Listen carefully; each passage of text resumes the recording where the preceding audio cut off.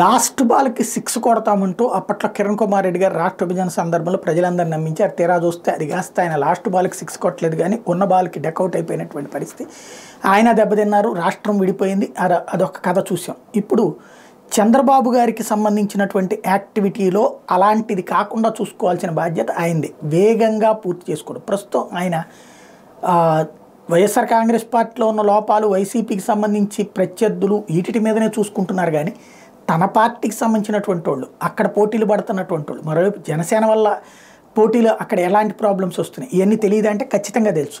కాకపోతే ఇంకా ఢిల్లీ వైపు చూస్తున్నారు. భారతీయ జనతా పార్టీతో పొత్తుకు సంబంధించినటువంటి అంశం. అంతకైతే జనసేనకి ఇచ్చినటువంటి సీట్లు పోను మిగతా సెట్లో ఏమన్నా రేపు పొద్దున్న తెలుగుదేశం పార్టీ కావాలంటే ఇచ్చుకోవచ్చు కదా. పొత్తు అయితే ముందు అనౌన్స్ చేసుకున్న తర్వాత తొందరగా అనౌన్స్ చేయకపోతే ఈలోపు అసంతృప్తులు, అసమ్మతులు పెరుగుతుంటాయి. అది జాగ్రత్త పడాల్సినటువంటి సందర్భం అయితే ఉంది.